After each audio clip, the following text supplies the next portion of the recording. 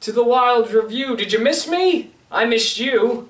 I can't see you, but hi. So welcome back to the Wild Review platform, and as you can see, I need a haircut. I'm going to be getting that in the next few weeks, hopefully, but until then, we're going to be starting something pretty interesting. Now, I should be putting out a trailer before this, hopefully, if I remember. So if that's out, you probably know what's going on. But in the event you haven't seen it, let me catch you up. One of the last things I did for the Wild Review was a project called 25 Wild Christmas Review Days. That was a special mini-series project I did where I would upload a different review video 25 consecutive days from December 1st to December 25th, discussing and kind of reviewing a different Christmas film. Well, I had thoughts about doing a sequel to that Christmas series, because while it was a lot of work, it did kind of have a little enjoyment of it, but then I realized, hey, it'd be cooler if I did Halloween. So I'm doing the exact same thing, except it's Halloween themed. And it's 6 days longer. So from October 1st, the day that this video will be put up, until October 31st, that being Halloween, you'll be getting a different video every day discussing a different Halloween film or television special. I'm making a different video for every day in the month.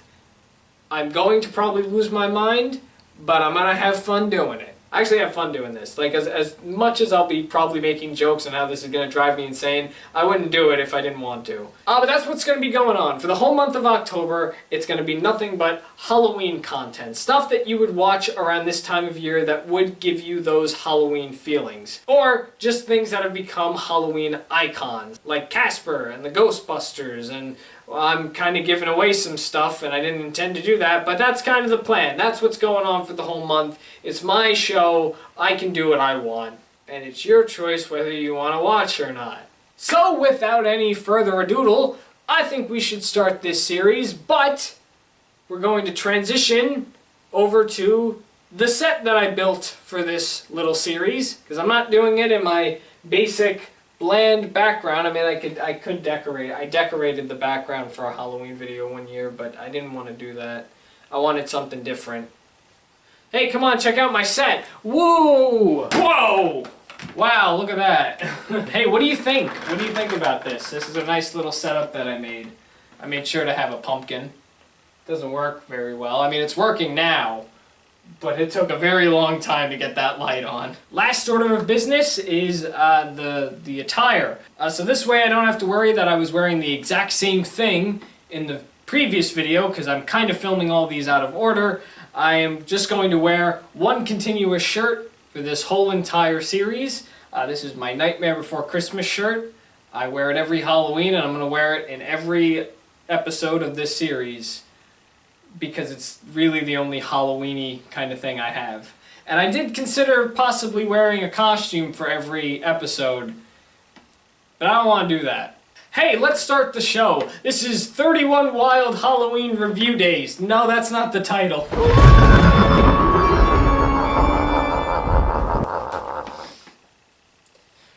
Well, I spent way too long on that intro, so I think it's only best we start with the discussion of the film we're gonna talk about today. So when putting this series together, I thought really hard like what the order should be in regards to what film I should talk about first and such. And it did only make sense for me to maybe start out with the Universal monster films. These Universal films that deal with these monsters like Dracula and Frankenstein, those kind of films, they have kind of become a staple of the holiday. I don't think that was the intention when they first came out. I haven't read anything about that, and if I'm wrong, then I'm wrong. Maybe that was the intent, but you know, it's no argument that vampires and Frankenstein and werewolves, they have essentially become icons of this holiday, much like how Santa and snowmen and reindeers and elves, they've become icons of Christmas. So it made 100% sense to start off this series by simply just talking about some old classic horror films. So for the next 5 days, I'm going to be touching upon some Universal monster films, some pretty big ones. Kind of they're just single films. I'm not going to talk about any sequels. or any crossovers they did, because that's another thing Universal is known for with these monster films. They were essentially the first ones to do a cinematic universe. Everybody associates the Marvel films with cinematic universes now, but Universal was the first one to do it with these monster films, which I think is really cool. They had their own little monster mash going on. So that's the way that this is going to start out. We're going to talk about some monster films, and then we'll dive into some more Halloween stuff and see how these characters are used in different medias. I definitely know one film that we will be transitioning into after we're done with the Universal stuff that heavily uses these monsters in much of a childlike and goofy way. You can probably guess what film I'm talking about just based on that description, but I'd like to officially kick this off by discussing one of the very first films that came out, Dracula. Hey, I got an idea, editing me. Let's make these videos black and white. You know, the first few videos, let's make them black and white to fit the mood, because these movies were in black and white. I'm just gonna sit here and hope that you did it at some point. Released in 1931, this story, originally created by Bram Stoker, stars Bela Lugosi as Count Dracula. The story follows an estate agent named Renfield who travels to Transylvania to complete a real estate transaction with Count Dracula. However, what Renfield doesn't realize is that Dracula is a vampire. That night, Renfield becomes under Dracula's spell, and the two travel to London, England to prey on this young girl named Mina. However, the only thing that's standing in Dracula's way is a group of concerned men, including a man named Dr. Abraham Van Helsing, who all start to suspect that Dracula might just be hiding something from all of them. I like this movie. I like it. It is really good. I didn't expect to enjoy it that much. I mean, I'm not ecstatic about the film, because there's definitely something I wish they had done a little different, but you're probably going to hear me say this a lot about these Universal films, but I've been exposed to them for a very long time. I know the stories, but I don't know everything about the story. So, like, I know about Count Dracula. I know what vampires do. I can kind of get a hint to what the story is all about. But when you actually, like, see it, you realize, oh, I had a different impression about this film. And this film definitely starts that off. I mean, trust me, you're gonna notice this is probably going to be a recurring thing I'm gonna say with these next couple of episodes when talking about these Universal films, because I have a different impression on each one of them. Like, again, I know the story, but I don't know the context of the story. I should also make it very clear I haven't read the book, so I'm only going to be making comments about the film, so just kind of putting that out there. I have not read the Dracula story that was written, just seen the movie. So I really like two things about this film. One of them is the performance. What's the guy's name? Bela Lugosi. I hope I'm saying that right. Bela Lugosi. The second he started talking on the stairs in face to face with Renfield, I was sucked in. I saw it. Like, the guy has the look for the role, but now forever when I think of Dracula, I'm gonna think of him. He is an amazing Dracula. I really like his performance. Like, the first words that he said, when it came to him saying, I am Dracula, like, he had the voice just, like, spot on. Another thing I really liked was the setting, the scenery, and the tone of the film. Obviously, it was the 30s, so they didn't have color. And that's something that I want to just put out there. I never want to see this film in color. I never want to see this Dracula film in color. I think it'll ruin it. Maybe little shades of red would do really well with the blood. Maybe, I don't know if there was red on his, like, clothing or anything, but that's the only exception to color that I would take for this film. This film needs to be in black and white. Just by the scenery that is in this film with the castle and his dungeon, like his little basement area inside the castle, and the hills that he lives on, like it's so good in black and white. Just everything about the scenery was really good. There really wasn't much comedy in this film. I'm a big comedy buff guy. I love laughing, but you know, this was a horror film, or at least in the time that this was made, this was horror. I gotta be really honest, I wasn't scared when watching this film, despite it being a horror film, and that's because nothing really scared me about it. There weren't any jump scares. I was prepared for them, but there weren't any. I was hoping at one point Dracula would like pop out from somewhere and we didn't see it coming. But you know, it was all done really slow, and it wasn't too spooky.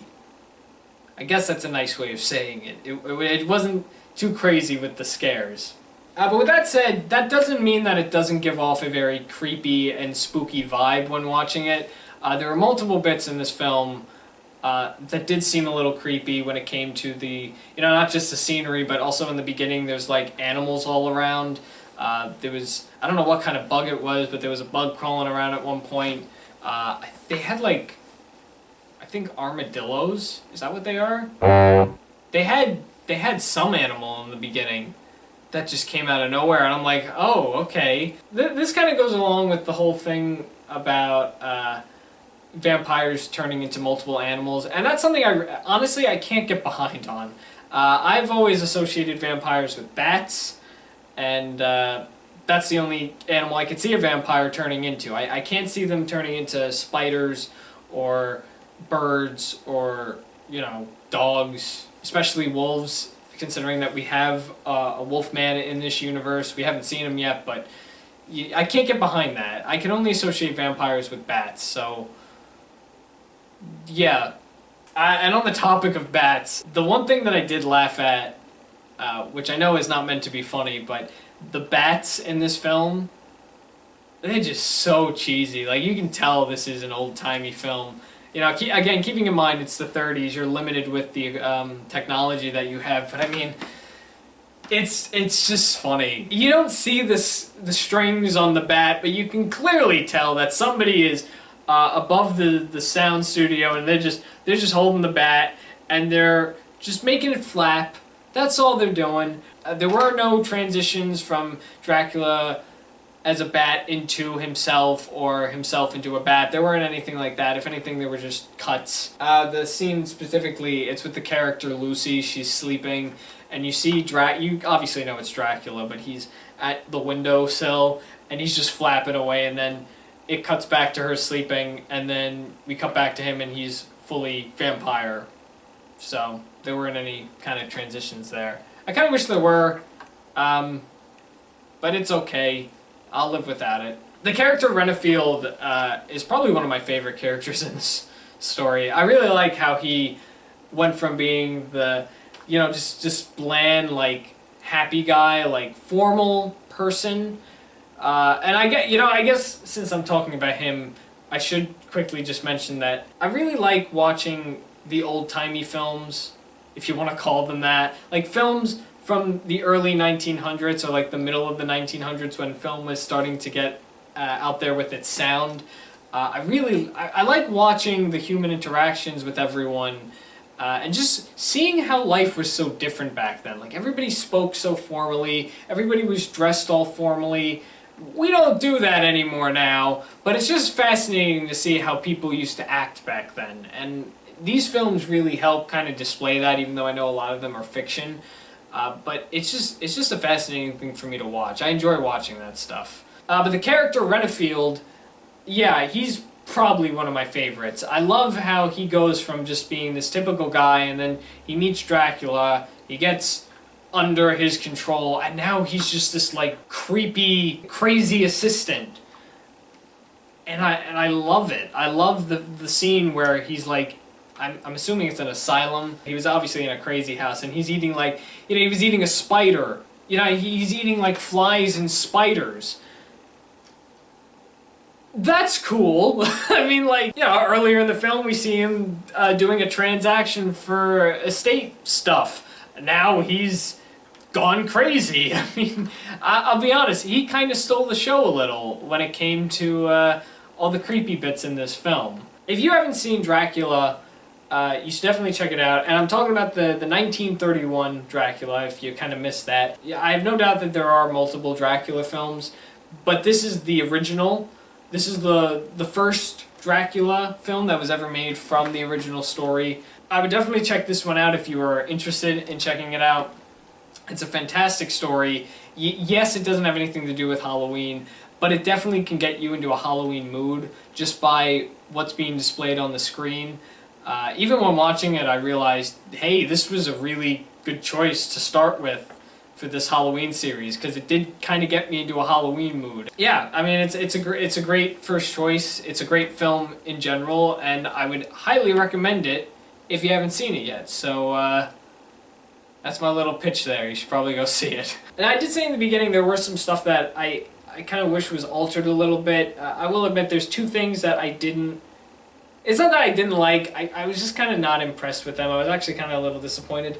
And they kind of deal with... They kind of relate to each other. One of them is that there really wasn't a huge climax at the ending. By the way, spoilers. Spoilers. There really wasn't a huge action climax at the end of the film. So Mina is taken under Dracula's control. They go to his castle, and John, who is Mina's fiance, and then I believe it was Dr. Seward who was with them as well. I don't remember if it was him or the Van Hessler. Is that even his name? I don't remember the names. Whatever. It's a rescue scene at the end. It's the ending of the film, and they gotta kill Dracula for them to save Mina, who's under his control. And I was really disappointed by the way that the ending kind of turned out. Like, I was hoping there'd be, like, not a fight, but maybe just, like, you know, a jump scare. You know, I said there weren't any jump scares in this film, but this would have been a perfect scene for them lurking around the castle, and, like, he just kind of pops out of nowhere, Dracula, and tries to bite the two of them. But that didn't happen. No. What ends up happening is Seward, if I have the right guy, you know, he takes the wood and just stabs him in the heart.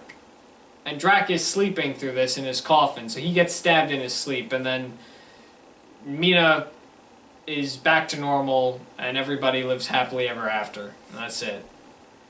I was kind of disappointed in that, if I gotta be honest. It just seemed like a simple death scene, and I wish it had a little more in it. The second thing that I kind of wish they included in this film, which I guess kind of relates to the ending, because I think it would have been perfect to see this at the ending, they didn't give Dracula fangs. I know this was something that people did discuss about. I have no doubt that people nowadays did discuss the fact that he didn't have fangs. I even kind of looked it up because I thought maybe I missed it. Yeah, I just typed in, did Bela Lugosi have fangs in Dracula? And no, he didn't have fangs. They never showed him with fangs. And they did do close-ups on him, but they did the close-ups to where it was really well done. They just had, like, the light hitting his eyes, and the shadow was mostly hitting him, but you mostly saw his eyes, and I really liked those scenes. But they didn't show his fangs, and I was really hoping that at the end of the film, you know, if they were going to do a big climax, like, he would pop out and he would show his fangs. Because clearly we know he had fangs because he kept biting people, which we never got to see either. Like, they never fully showed him biting somebody. They always showed, like, the back of his head going at somebody's neck, or they immediately faded out once you saw his head go down. But no, we didn't see fangs, and I was a little disappointed in that. I think it would have been cool if we had seen it. You know, the fact that the movie didn't end super climactically, is that a word? It didn't end so epically. I kind of wish the film had that aspect to it. I think it would have been cool to see his fangs. But they didn't do fangs, which is okay. I mean, yeah, those are my only two things, you know. I kind of wish the ending was a little different, because it just seems like everything was fixed right away, you know. I wish it was a little more entertaining, to put into better words, I guess. But it doesn't ruin the film, honestly. I still really enjoyed it. And again, if you haven't seen this Dracula film yet, you should definitely check it out. It's a classic, and who knows, maybe I'll watch it again at some point as Halloween gets closer. Because it definitely is a film that could get you into the Halloween spirit, just, again, by the scenery and the, just kind of the vibe the film brings off. And with that brings us to the end of this video. I got nothing else to say about Dracula. If you've seen Dracula, what did you think about it? I'm going to try to turn the comments back on these videos. So if you're somebody who's seen this film before, what did you think about it? Did you enjoy it? Did you not enjoy it? Also, I'm pretty sure there are other Dracula films out there. I don't know if I'll ever see those films. They probably won't be as great as this one, but I'm curious to see if they do anything differently or if they bring their own edge to it. That's not really a question for you to answer, I guess. I'm just kind of throwing questions out there. With that said, that's all I got here. Dracula, A in my book, and it's time to move on. That's the end of this video. I will be back tomorrow for another Halloween-themed film, in this case, another Universal monster film. We're going to step away from the vampires and instead go to a generic monster film. So come back tomorrow. I'll be here. This has been day 1 of 31 wild Halloween review nights. Okay. Yeah, alright. I'll see you tomorrow. Thanks for watching The Wild Review on The Wild Reviewer, and you just saw me review a thing.